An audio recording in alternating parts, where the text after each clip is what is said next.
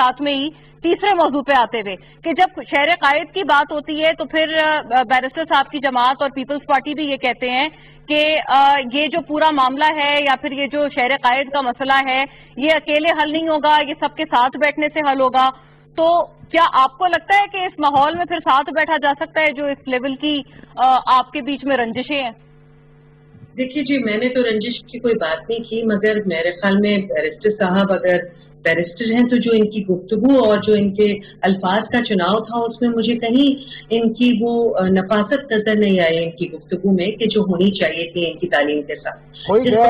रवैया और अब आप प्लीज सुनेंगे, नफासत वाली बात बता दें, सुनेंगे, आपने इतना बड़ा लफ्ज़ किया मुझे बता भी देना प्लीज। अब आप सुनने की ताकत रखिए। मैं सुन रहा हूँ, लेकिन मैं कह रहा हूँ मुझे बता तो दे, मैंने गैर मुनासिब लफ्ज़ कौन सा इस्तेमाल किया है मोहतरमा? इस एग्रेशन को खुदा के वास्ते पाकिस्तान पीपल्स पार्टी के पास एक प्रोविंस है जो पिछले 30 साल से पाकिस्तान पीपल्स पार्टी की जारादारी बनी। 30 साल से नहीं। वहाँ का गरीब आदमी आज भी नंगे पैर घूम रहा है।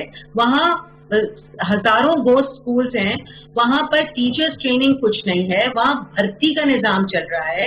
वहाँ पर आप लोगों ने जिस तरह की करप्शन की है, हर जगह से मुंह से पाइप लगा हुआ है, हर कोने से हर इदारे से सक्शन करके आप लोग खा रहे हैं, पी रहे हैं, मजे कर रहे हैं।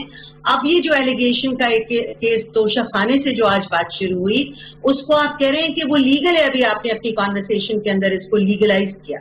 कैसे आप कह सकते हैं लीगल? एक गरीब मुल्क जहां पे एक बहुत ही महंगी 2-2, 2.5-2.5, 3-3 करोड़ की गाड़ियां अगर तोहफे में मिलती हैं तो आप एज अ प्राइम मिनिस्टर उसको इस्तेमाल जरूर कर सकते हैं, मगर आप उसको लेके अपने घर नहीं जा सकते। आप अपने दोस्तों से नहीं कह सकते कि 15% पे करके इसे खरीद लो। कराची के हालात जो आज इतने खराब हैं उसकी जिम्मेदारी कौन लेगा? पाकिस्तान पीपल्स पार्टी अगर नहीं लेगी। आप लोगों को आईना दिखाया जाता है तो आप लोग बुरा मान जाते हैं, मगर आप बड़े मिरर्स लेके दूसरों को शक्ल दिखाने की कोशिश करते हैं। खुदा के वास्ते अपने गिरबानों में जरा सा झांक